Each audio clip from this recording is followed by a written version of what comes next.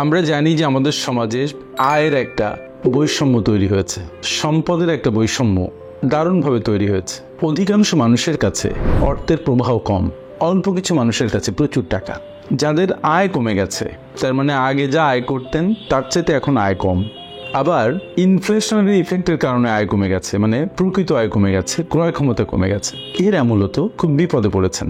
যারা মধ্যবিত্ত তারা নিম্ন মধ্যবিত্তের কাতারে নেমেছেন, আর যারা গরিব মানুষ তাদেরও স্তর নেমে গেছে। এই সময়ে এই অল্প আয় নিয়ে কিভাবে আপনি ভালো থাকবেন, কিভাবে আপনি সুখে থাকবেন, এই প্রশ্ন অনেকের। কারণ টাকার সাথে সুখের একটা সংযোগ আছে। আপনি যদি বেসিক নিডগুলো ফুলফিল করতে না পারেন, তাহলে আপনার সুখ কমতে থাকে। তারপরে যদি আবার বেসিক নিড ফুলফিল করার পরেও আপনার হাতে প্রচুর টাকা থাকে, এক সময় যে দেখা যায় যে সুখের সাথে টাকার একটা বিপরীতমুখী সম্পর্ক তৈরি হয়। আর সেখানে এই বিপরীতমুখী সম্পর্ক তৈরি হওয়ার পেছনে সবচাইতে বড় কারণ থাকে আর্থিক জ্ঞান না থাকা, তার মানে পার্সোনাল ফাইন্যান্স ম্যানেজমেন্ট সংক্রান্ত জ্ঞানের অভাব। সুপ্রিয় শ্রোতা, আজকে আমরা অল্প টাকায় কিভাবে আপনি ভালো থাকবেন সেই বিষয় নিয়ে কথা বলতে যাচ্ছি। আমার সাথে আপনারা যারা একেবারে নতুন সংযুক্ত হয়েছেন তাদেরকে অনুরোধ করছি, আমাদের সাথে থাকুন, আমাদের ভিডিওটা শেষ পর্যন্ত দেখুন। যদি ভালো লাগে আমাদের চ্যানেলটাকে সাবস্ক্রাইব করে লাইক, শেয়ার, কমেন্ট দিয়ে আমাদের সাথে থাকুন, অন্যদেরকেও ভিডিওটা দেখার ব্যবস্থা করে দেন।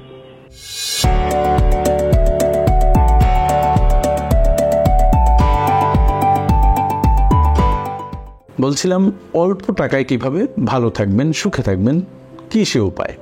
আমি আবার বলি যে একটা কাজ করুন, কাইন্ডলি একটা কাগজ আর কলম নিয়ে বসুন। আমি 7টা পয়েন্ট বলবো, এই 7টা পয়েন্ট আপনি পই করে মেনে চলবেন, এবং তারপরে দেখবেন যে আপনার জীবনে একটা বৈপ্লবিক পরিবর্তন এসছে, একটা মিরাকেল ঘটছে। কারণ আপনার জীবন সবসময় অনিয়ন্ত্রিত, সুচিন্তিত নয়, সুশৃঙ্খলিত নয়। আপনি শৃঙ্খলার মধ্যে আসুন এবং আমি যে নিয়মগুলোর কথা বলছি এগুলো মেনে চলুন, আপনি আগের চাইতে ফার বেটার থাকবেন। নাম্বার 1, প্রয়োজনীয়তার ভিত্তিতে খরচ করুন। আপনি হয়তো বলবেন যে কই, আমরা তো প্রয়োজনীয়তার ভিত্তিতেই খরচ করি। নো, আমাদের বেশিরভাগ টাকা খরচ হয় কম প্রয়োজনীয় জিনিসের উপর। আপনার বেসিক নিডের যে কয়েকটা জিনিস আছে যেখানে আপনার খরচ করতেও হবে, সেখানেও আমরা অতিরিক্ত খরচ করে ফেলি। আমার জামা লাগবে 2টো বা 4টা, আমি কিনে ফেলি 10টা। আমার 20টা জামা আছে, আরও 2টো ভালো লেগে গেছে, আমি কিনে ফেলছি। আমার বাসার সোফা ঠিক আছে, দেখতে একটু কেমন লাগছে, আমি চেঞ্জ করে ফেলছি। আমার টেলিভিশনটা আগের চাইতে একটু ফেডেড হয়েছে, আমি আরেকটা বড় টিভি কিনে ফেলছি কিস্তিতে। সুতরাং এইভাবে ইম্পালসিভ বাইং না করে প্রয়োজনীয়তার ভিত্তিতে আপনি খরচ করবেন। যখন কিনবেন তখন জিজ্ঞাসা করবেন যে আসলে কি এটা আপনার দরকার কিনা, তারপরে জিজ্ঞাসা করবেন যে এটা আপনার কেনার সামর্থ্য আছে কিনা, তারপরে নিজেকে জিজ্ঞাসা করবেন যে এটা না কিনলে আপনার চলবে কিনা। যদি না কিনলে চলে, ডোন্ট বাই ইট প্লিজ, কারণ আপনার অল্প আয় আপনাকে ভালো থাকতে হবে। সুতরাং টাকা ইনকাম করা যেমন খুব কষ্ট, টাকা সঞ্চয় করা, টাকা কম খরচ করা, এটাও খানিকটা কষ্ট, আপনাকে স্যাক্রিফাইস করতে হবে।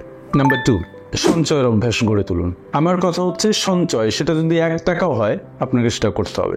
আপনি দেখবেন যে আপনার যে আয় তার কি সমান সমান খরচ হচ্ছে, তাহলে মনে করবেন যে আপনি বিপদের কিনারে আছেন। আবার যদি দেখেন যে আপনার আয় হচ্ছে 30,000 টাকা কিন্তু আপনি খরচ করছেন 30,500 টাকা, আপনি বিপদের মধ্যে পড়ে গেছেন।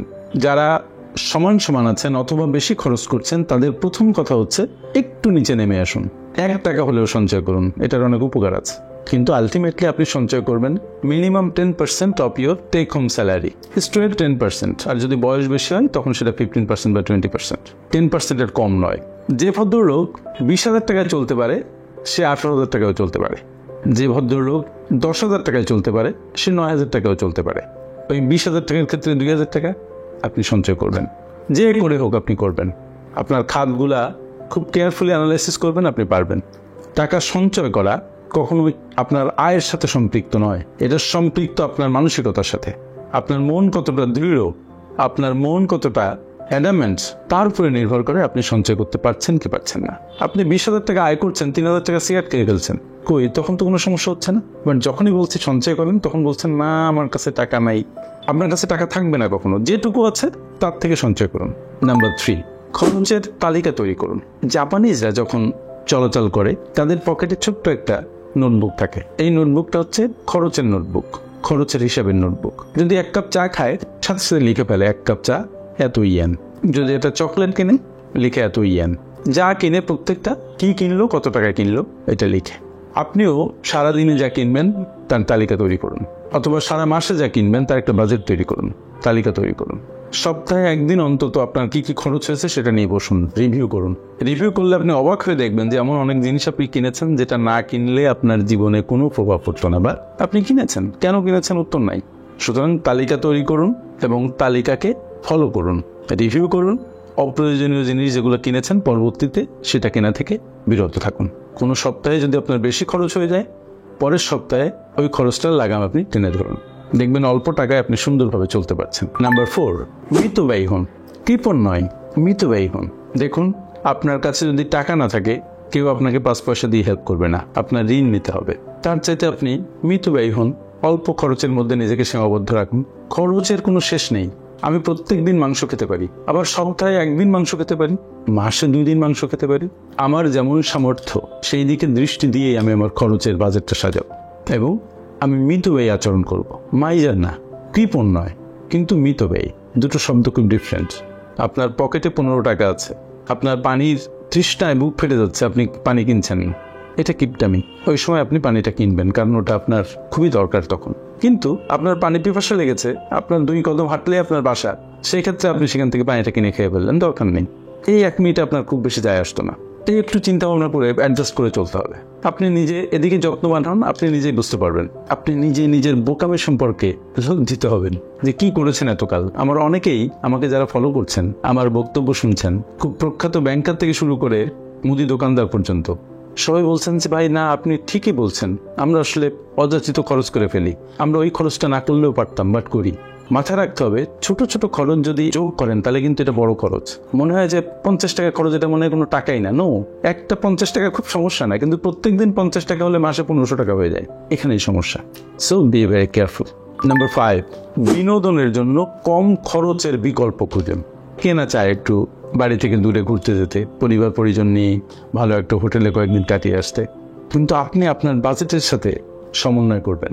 আপনার যদি ইনকাম 30,000 টাকা হয়, আপনি যদি 2 দিন যে বাইরে থাকেন, তো 30,000 টাকার বেশি খরচ হবে। 1 মাসের খরচ তো আপনি একদিনের বিনোদনে খরচ করতে পারেন না, তো সেই লাক্সারি নাই। সেই ক্ষেত্রে আপনি পরিবার পরিজন নিয়ে খরচ করবেন বটে, বাট চিন্তা করবেন যে কি করলে আপনার খরচ এই 5-7 হাজার টাকার মধ্যে হয়ে যায়, হবে। একটু চিন্তা করুন, বিকল্প খুঁজুন, ইউ উইল গেট ইট। যান না সকালে একদিন সবাই মিলে কোথাও, যে একটা পিকনিক করে সেখান থেকে চলে আসুন। আপনার তো পরিবারের সাথে দূরে যেয়ে সময় কাটানো দরকার। সুতরাং যেমন অবস্থা তেমন ব্যবস্থা। তারপরে যখন আপনার আয় অনেক বাড়বে, তখন আরেকটু লাক্সারিতে যাবেন, আর একটু বেশি খরচ করবেন, কেউ তখন তো আপনাকে বাধা দিবে না। সো বিনোদনের বিকল্প, কম খরচের বিকল্প খুঁজুন। নাম্বার 6, ঋণ থেকে দূরে থাকুন। ঋণ খুব ডেঞ্জারাস, কারণ আপনি 100 টাকা ঋণ নিলে 100 টাকা পরিশোধ করতে হয় না, এর সাথে ইন্টারেস্ট হয় আরো 15-20 টাকা। তাহলে 1 লাখ টাকা হলে আরো 15-20 হাজার টাকা আপনার এক্সট্রা পরিশোধ করতে হয়। আর এই ঋণ নিয়ে যদি আপনি খেয়ে ফেলেন বা কোনো ভোগ্যপণ্য কেনেন, তাহলে তো কথাই নেই, সেটা খারাপ ঋণে পরিণত হলো। ভালো ঋণ হলে ওকে, আপনি 20 টাকা খরচ করছেন 100 টাকায়, কিন্তু 40 টাকা আয় করছেন, দ্যাটস গুড। কিন্তু যারা অল্প আয়ের মানুষ, তারা সবসময় এই ট্র্যাপে পড়ে, তারা ভালো ঋণের পেছনে খরচ করে না, তারা যে ঋণ নেয় ওটা খারাপ ঋণ। সুতরাং এই ঋণ থেকে আপনি দূরে থাকার আপ্রাণ চেষ্টা করবেন। আর যদি ঋণ আপনার থেকে থাকে, তাহলে যত তাড়াতাড়ি সম্ভব, যত কষ্ট করে হোক, এই ঋণটাকে পরিশোধ করবেন। দেখবেন আপনি প্রজাপতির মতো উঠছেন, you will feel very good. কারণ বেশি ঋণ থাকলে আপনার মাথায় প্রেশার থাকে, এই ঋণ পরিশোধের একটা তাড়া থাকে, এবং আপনি খুব বিপদগ্রস্ত হয়ে পড়েন। যখন কেউ টাকা চাইতে আসে, আপনি অপমানিত হন, আপনার মনের ক্ষতি হয়, আপনার শরীরের ক্ষতি হয়, আপনি অসুস্থ হয়ে পড়েন। সো যত দূর সম্ভব ঋণ থেকে দূরে থাকুন, পারলে পুরা ঋণ মুক্ত থাকুন। আর নাম্বার 7, জীবনের ছোট ছোট খুশিগুলোকে উপভোগ করুন। আপনার বাচ্চাটা খুব ভালো রেজাল্ট করেছে, এনজয় ইট। প্রচুর টাকা খরচ করে এনজয় করতে হবে না। এই যে রেজাল্টের আনন্দ, এটা আপনার জন্য কম কিসের, এটাকে সেলিব্রেট করুন। সকালের সুন্দর বাতাস উপভোগ করুন, সকালের সূর্যোদয় দারুণ মোহনীয়, এনজয় ইট। শহরে সূর্যোদয় দেখতে পাওয়া কঠিন, তারপরেও ইচ্ছা করেন পারবেন। দেখবেন পৃথিবীর সবচেয়ে চমৎকার জিনিসগুলা আল্লাহ এমনি ব্যবস্থা করে রেখেছেন, যার জন্য কোনো প্রাইস লাগে না। ফুলের বাগান দেখা, সুন্দর অক্সিজেনে হাঁটা, সানসেট উপভোগ করা, চাঁদের আলো উপভোগ করা, বৃষ্টির পানিতে ভেজা, এর চাইতে স্বর্গীয় অনুভূতি আর কিছুতে হতে পারে না। কিন্তু এগুলোর জন্য আপনাকে দাম দিতে হয় না। সো এগুলো যেমন উপভোগ করবেন, ঠিক নিজেদের জীবনে ঘটে যাওয়া সুন্দর সুন্দর মুহূর্তগুলো, ভালো ভালো দিকগুলো সেলিব্রেট করবেন। ভিতর ফিল করবেন যে ইয়েস, আপনার খুব ভালো লাগছে, আপনি খুব আনন্দিত, জীবন সুন্দর হয়ে উঠবে। অনেক টাকা আপনাকে প্রশান্ত করতে পারবে না, কিন্তু আপনি যদি জীবনকে অনুভব করতে পারেন, জীবনের সুন্দর সুন্দর দিকগুলোকে যদি আপনি লালন করতে পারেন, আপনি হ্যাপি মানুষে পরিণত হবেন। হ্যাপিনেস আপনার মনের বিষয়। ম্যাটেরিয়ালিস্টিক বিষয় আপনাকে হ্যাপি করতে পারে না, আপনার ডিমান্ডগুলো ফুলফিল করতে পারে। হ্যাপি করতে পারেন আপনি আপনাকে। সুতরাং আপনি সেই হ্যাপিনেসের প্রতি সচেষ্ট হন এবং সঞ্চয়, বিনিয়োগ এগুলো ছোট করে হলেও অব্যাহত রাখুন। প্রতি মাসে আপনার সাধ্যের মধ্যে চলুন। আরেকটা বড় বিষয় হচ্ছে, চেষ্টা করুন নিজের যোগ্যতা বাড়াতে এবং আয়ের ফ্লো বাড়াতে। যদি সেটা সম্ভব হয় তাহলে আপনার জীবন দিনে দিনে উন্নত হবে। আপনি ভালো থাকুন। আপনার সুদিনের প্রত্যাশায় আমি এখন বিদায় নিচ্ছি। আসসালামু আলাইকুম।